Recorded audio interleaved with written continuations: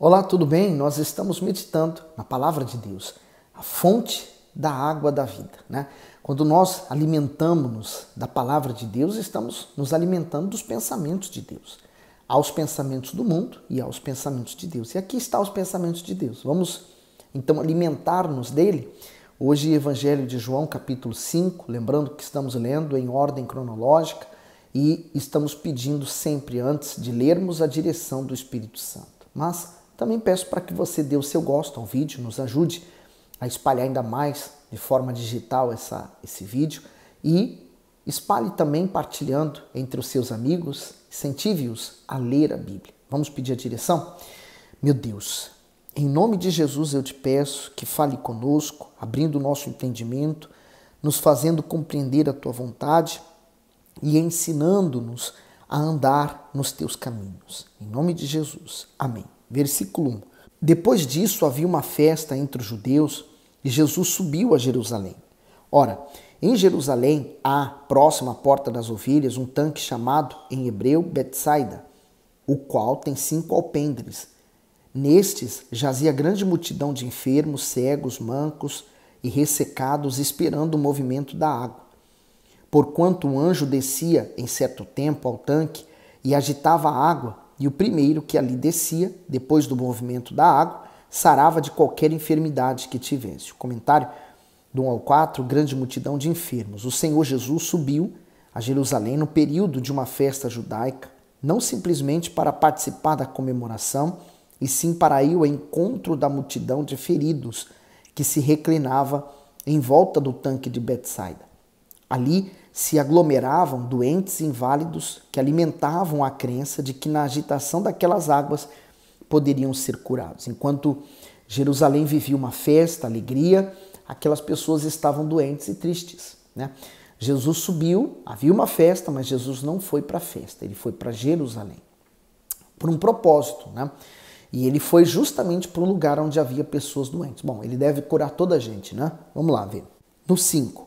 E estava ali um homem que havia 38 anos se achava enfermo. Comentário, 38 anos. Existem doenças que forçam as pessoas a fazerem breves pausas em sua rotina para se restabelecerem.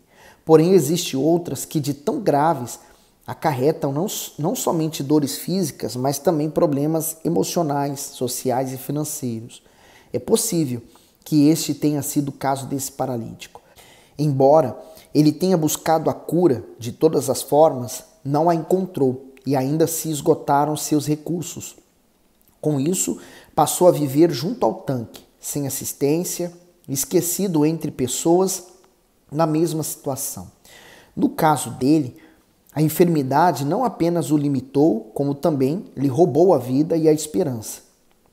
Por mais difícil que seja o seu problema, não permita que ele o enclausure e muito menos anule a sua fé. E por isso que o bispo diz, né? Nós temos que cuidar da nossa saúde. Pensando o seguinte, o nosso corpo é templo do Espírito Santo. Se você não cuidar dele hoje, amanhã você vai ter que parar bruscamente para tratar de uma doença, do que valeu a pena. Então, trate da sua saúde hoje para amanhã você não ter que parar tudo para poder tratar uma doença. Então, esse homem, especificamente no lugar onde estava cheio de outros enfermos, esse tinha 38 anos. Talvez pudesse ter pessoas com mais anos ou menos anos, mas ele estava ali esses anos todos. 6. E Jesus, vendo este deitado e sabendo que estava nesse estado havia muito tempo, disse-lhe: queres ficar são?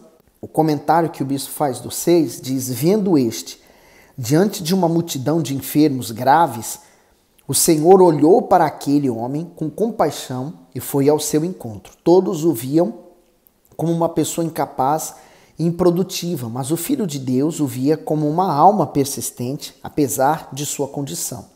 Da mesma forma, aqueles que estão diante de uma adversidade precisam crer que o Senhor Jesus permanece o mesmo.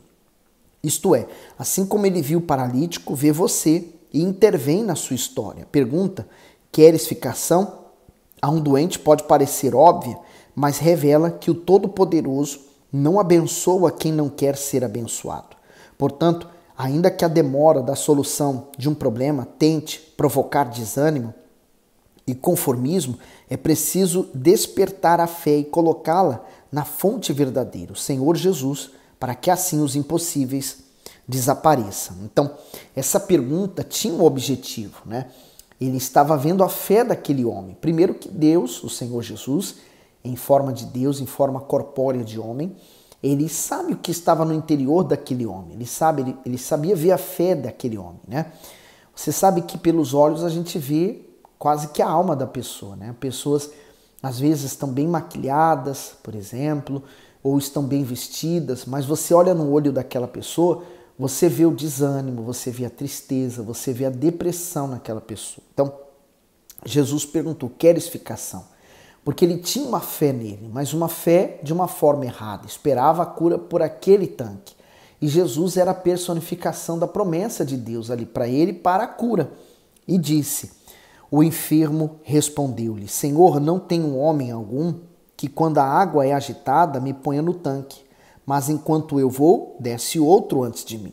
O comentário diz, não há homem que me ponha no tanque. O paralítico esperava pela cura todos os anos em um lugar de extrema concorrência, pois havia a crença de que sempre que as águas eram agitadas por um anjo, a primeira pessoa que adentrasse no tanque era curada. Diante disso, o fato de não poder se locomover indicava que era pouco provável que ele conseguisse chegar antes dos demais. No entanto, em seu caminho estava aquele que poderia ajudá-lo definitivamente. Isso significa que, mesmo que nos dias mais sombrios da nossa vida os entes queridos nos abandonem, os amigos se esqueçam de nós, as mensagens de consolo cessem, o Senhor estará pronto para nos socorrer. Fique imaginando ele ali olhando para aquela água, esperando ela se movimentar e ser o primeiro a se lançar, né? Havia essa crença de que era um anjo que agitava as águas. Mas como era um alpendre, eram várias piscinas, uma após a outra, e aquela era uma das últimas, então quando a água vinha de cima e ela então entrava no tanque, ela movia um pouco as águas, então aí vinha essa crença. Então era uma fé errada. É como a fé nos ídolos, né?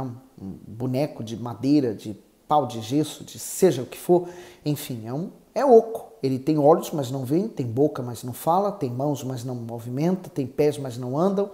Então, assim também era a crença, né? Naquela situação. No 8, Jesus disse-lhe, levanta-te, toma o teu leito e anda. Logo aquele homem ficou são e tomou o seu leito e andava. E aquele dia era sábado. O comentário, levanta-te, a cura ocorreu instantaneamente devido à fé obediente do paralítico. O mesmo Deus que ordenou ao doente que se levantasse, andasse, carregasse o leito, daria condições a ele de executar a ordem. Assim, aquele que aguardava avidamente pela restituição da sua saúde, agora estava prestes a começar uma nova vida. Isso nos ensina que não devemos nos prender aos fracassos, à solidão, ao tempo de espera ou à severidade dos problemas, pois com a fé toda adversidade tem um fim. Bem, Jesus arrumou um problema, porque ele curou no sábado, para eles não poderia ser feito isso jamais. Eles consideravam mais as tradições do que a pessoa, né? O ser humano é maior do que o sábado, a tradição, mas eles não olhavam isso. Assim também, tem pessoas que defendem sua religião com unhas e dentes, quer dizer, a pessoa está defendendo a religião, ela põe a religião dela acima do ser humano, é o contrário. O ser humano é maior do que a religião. E agora o que eu vejo aqui é a fé, né? Assim como quando nós usamos a fé em o nome do Senhor Jesus, esse nome entra em nosso corpo e traz a saúde que nós estamos tanto precisando. Então, quando Jesus falou, levanta, toma o teu leito e anda, aquelas palavras entraram com poder dentro dele, que trouxe a saúde para o corpo, restaurou então as pernas e fez ele ficar bom, né? Agora o 10. Então os judeus disseram àquele que tinha sido curado, é sábado, não te é lícito levar o leito. O comentário diz, não te é lícito. A lei mosaica restringiu o trabalho no sábado para que o homem dedicasse esse dia à família e ao culto a Deus, e assim tivesse suas forças renovadas. No entanto, ao longo do tempo, várias tradições rabínicas foram acrescentadas ao mandamento limitado excessivamente as atividades nesse dia, limitando-as excessivamente as atividades nesse dia. Os religiosos ainda se davam ao trabalho de fiscalizar as pessoas para verem se estavam cumprindo suas regras. Veja o quanto a religiosidade pode deixar o homem cego, perverso e incapaz de ter misericórdia. Ao abordarem um homem que foi curado, aqueles judeus o censuraram, em vez de se alegrarem com o milagre ocorrido a ele. Isso só mostra o quanto o cumprimento dos costumes impostos pela religião era mais importante para eles do que o bem-estar e a felicidade das pessoas. Quer dizer, olha a preocupação deles, né? 38 anos vivendo daquela forma e agora um homem feliz, né? O pegar o leito e sair, na verdade, ele estava dando testemunho. Ele viveu tantos anos paralítico e agora podia andar, quer dizer, ele estava dando testemunho. No 11, ele respondeu-lhe, aquele que me curou, ele próprio disse, toma o teu leito e anda. Perguntaram-lhe, pois, quem é o homem que te disse, toma o teu leito e anda? E o que fora curado não sabia quem era, porque Jesus se havia retirado em razão de naquele lugar haver grande multidão. Depois Jesus encontrou-o no templo e disse-lhe, eis que estás são, não peques mais, para que não te suceda alguma coisa pior. Comentário, não peques mais. A queda do homem no Éden deu origem ao sofrimento humano. Desde então, o pecado tem mostrado o seu efeito devastador.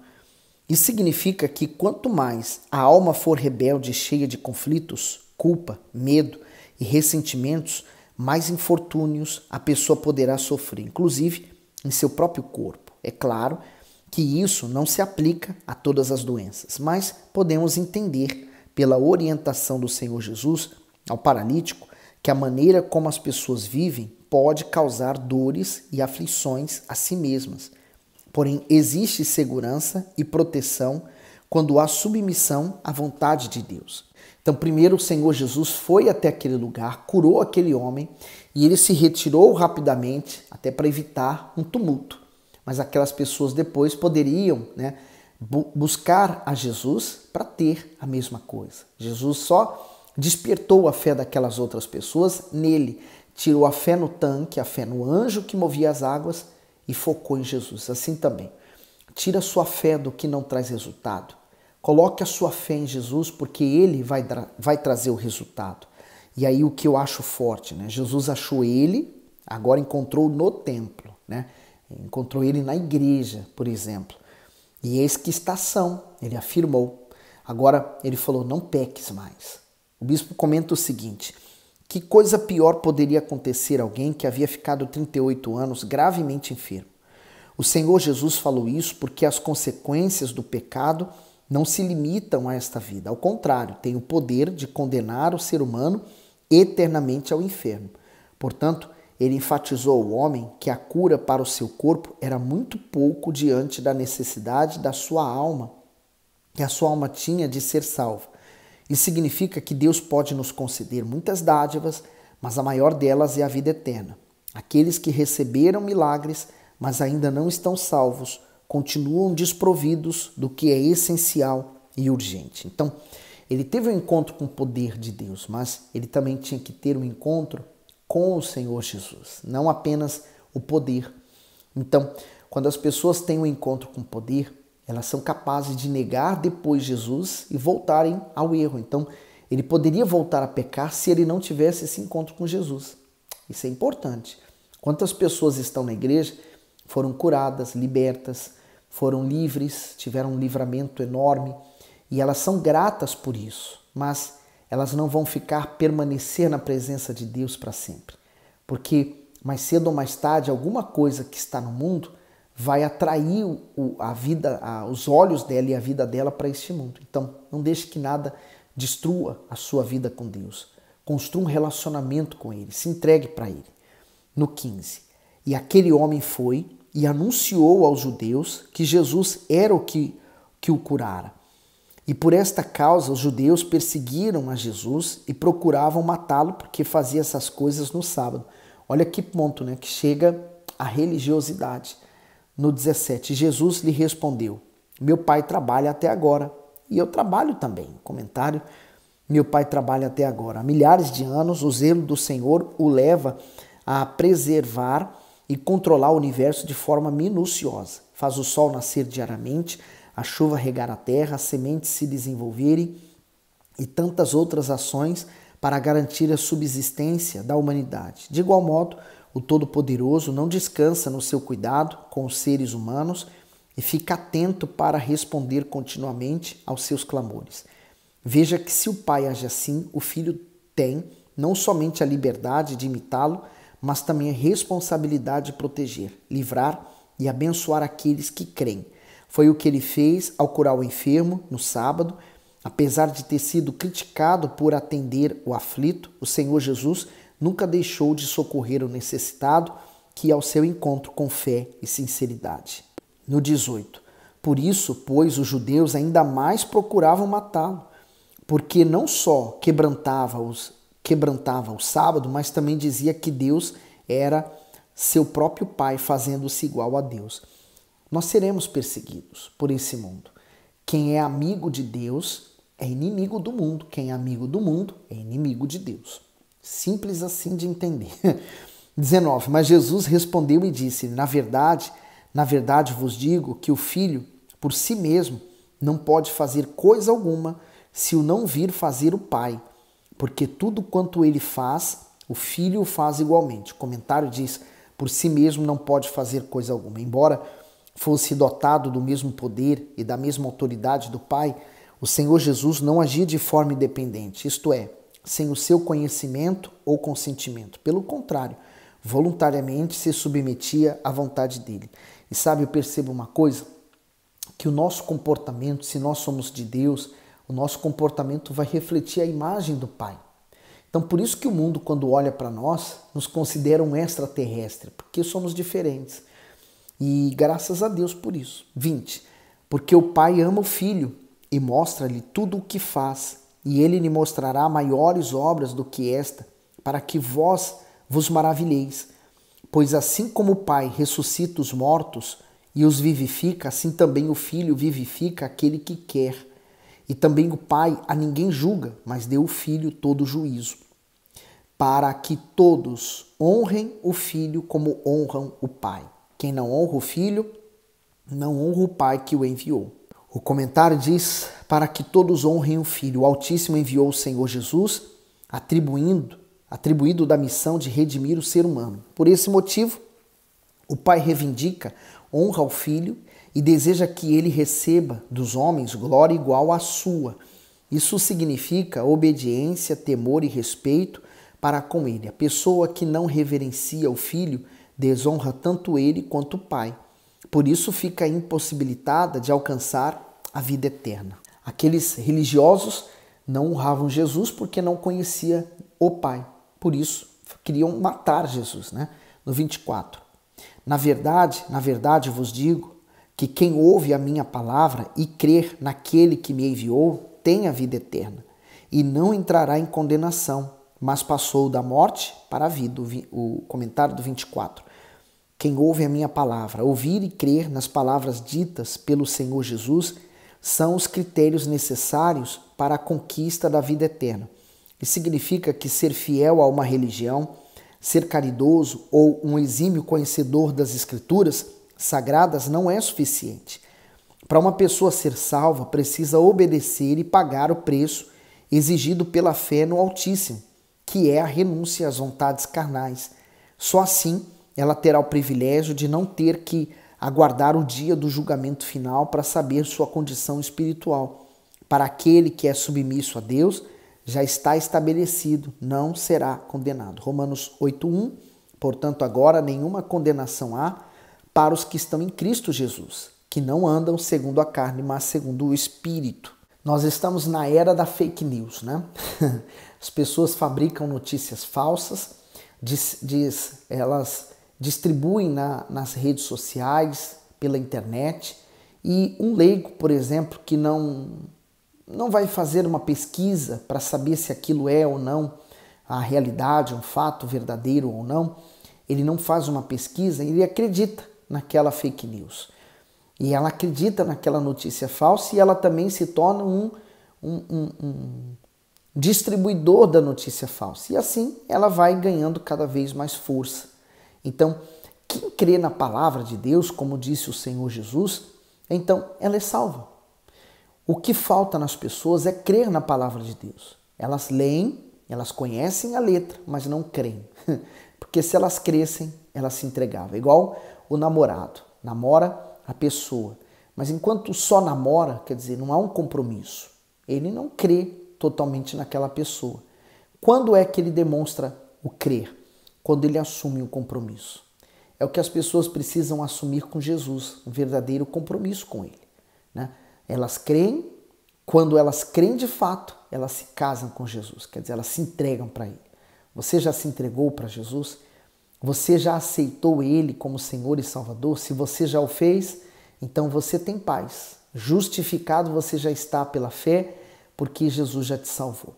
Significa dizer que você já não tem mais pecado condenatório. Agora você vive para o Filho de Deus, para o Senhor Jesus. Olha, que Deus continue abençoando. Nós vamos continuar no próximo vídeo, na continuidade dessa meditação a partir do 25, o versículo 25, tá bom? Muita luz, que Deus te abençoe.